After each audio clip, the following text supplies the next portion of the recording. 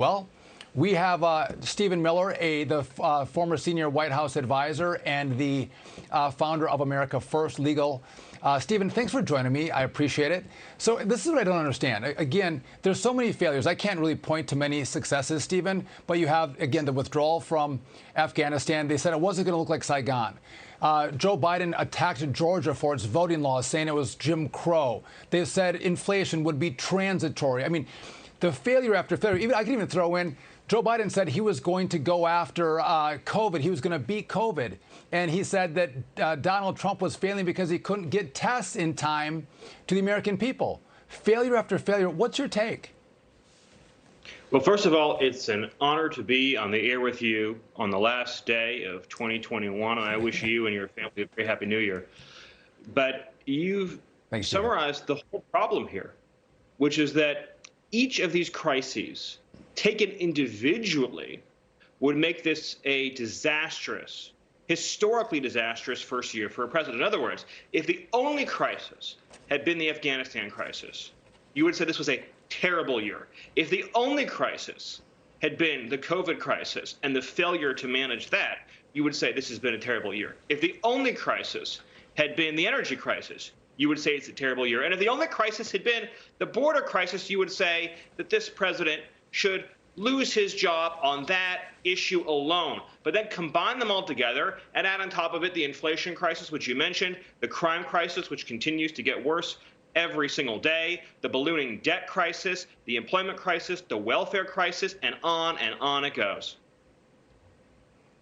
No, Stephen, you're right. I think any one individually taken by itself is a disaster. But I mean, and again, it's a failure after failure. And it's not just Joe Biden. It seems like it's the whole party. Here you have Fauci, who's out there saying he is science, number one. And then you have even people like Lori Lightfoot, the mayor of Chicago, who tries to sell the American people and her constituents that homicides go down in Chicago when actually they're going up. And it seems like they lie with impunity. The press doesn't really call them out.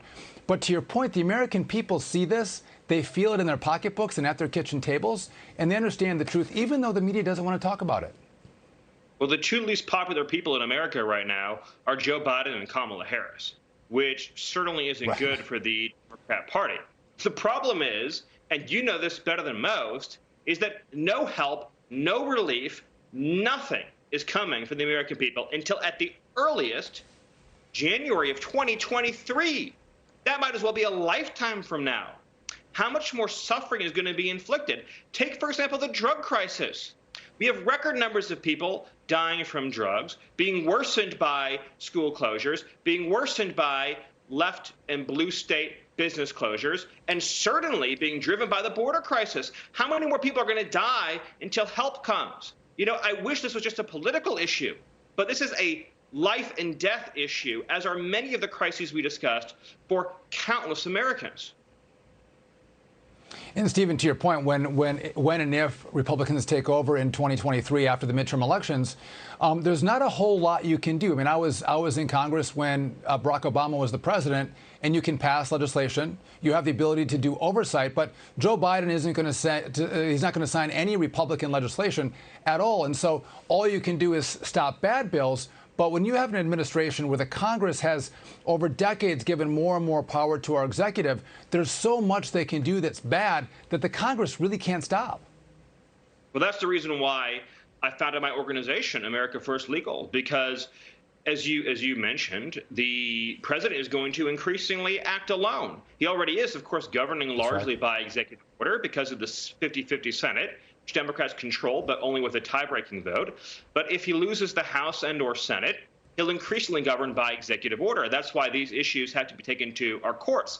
But the scope and scale and pace of damage is almost impossible to even keep up with. I mean, look at the COVID mandates. There are so many COVID mandates affecting so many people in so many destructive ways, including, for example, the masking of children and toddlers all across this country. It's impossible to keep up with it. And then you have the equity agenda, in which government is increasingly making decisions based on skin color, blatantly unconstitutional. It's hard to keep up with just how fast they're destroying this country. And Stephen, as we come into the new year, and if you looked at resolutions that could come from Joe Biden, To fix some of these problems is really not that complicated. Even at the southern border, if he didn't want to have an aggressive approach to illegal immigration, he could just not sue over the Remain in Mexico policy. Just let the current court's ruling go into effect, and that would stop or stem the flow of people coming into the country illegally. He could give a speech on crime and prompt Democrat mayors and DAs to actually get tougher on crime, to stamp out this sickness that's taken over the country with crime. He could actually say, you know what, we're going to actually build pipelines in America. I'm going to encourage more investment in oil and gas in America to make sure we are energy independent. Those are three simple things that he could do. And by the way, the fourth I'll give you is he could say, I'm not going to pass Build Back Better. I'm not going to borrow, print, and spend so inflation is going to get worse. Four things he could do, make everything a lot better in 2022, and probably have some potential for success in the midterm elections. But I don't think they're going to change course. No, well, first of all, great points. And I'll add to it this overarching point, which is that every one of these is a Biden-created crisis. So all he has to do is reverse the policy decisions he's made, and the crisis largely goes away. If Joe Biden just announced he wasn't going to do anything new for a year, then there would be relative peace and calm in much of the country, economically and otherwise. And, you know, to the point about the southern border, I mean, this is the easiest of them all. Easy because of President Trump.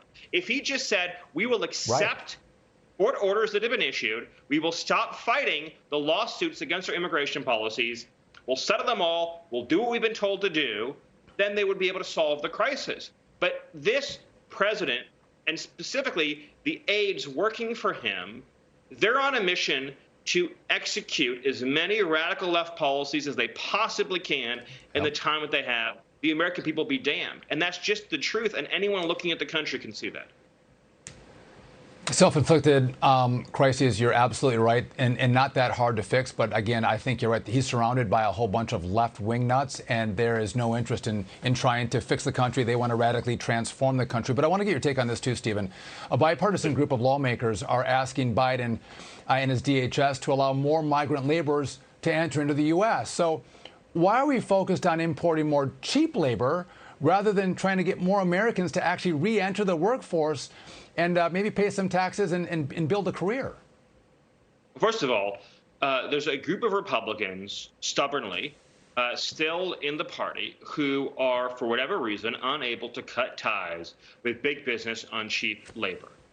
The Republican Party needs to formally, completely, and totally divorce big business, the Chamber of Commerce, big tech, and the rest of them, especially on the issue of immigration.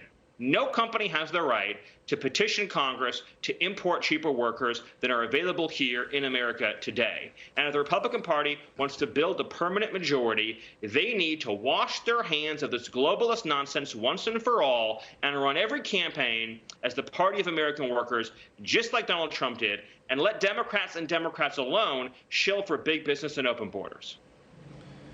Let me get your take on this so quickly, because in Wisconsin, and it's a real problem, so we have a lot of dairy farmers. And the dairy farmers complain, they're like, listen, again, it's dirty work, it's smelly work, it's not easy. And even if they increase the pay, they can't get people to come in and work. And usually it's migrant labor that comes in and does those jobs. And so I agree with you. We want to employ Americans. And why are we importing cheap labor to drive down the salaries of good American folks? 100% agree, but we have some industries where it's really challenging to get Americans into the workforce, and I wonder how we deal with that problem to keep, food on our table, milk in our kitchens, because we need workers to do it. First of all, I thank you for asking the question, because I'm very passionate about this issue. I'll try to answer in the brief time that I have. The reality is that we create the labor force that we want. If we want to reduce regulations, reduce taxes in this country, raise wages, and pay American workers, we can do it. And there's absolutely no reason we can't do it. And that should be a national project and a national endeavor. And we should be passionate about it. We should be passionate about saying we want to have an American workforce. And we're going to pass policies that incentivize and encourage and reward having an American workforce. Additionally, and this is very important, the reliance on cheap labor delays mechanization. And if you look at a lot of foreign countries that don't have large supplies of cheap foreign labor, they increasingly rely on mechanics. And so if you look at all the mechanical revolution in our life, increasingly these jobs can be and will be mechanized.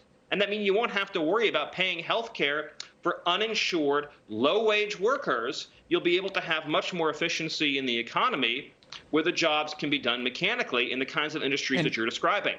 There's no reason to rely on foreign workers.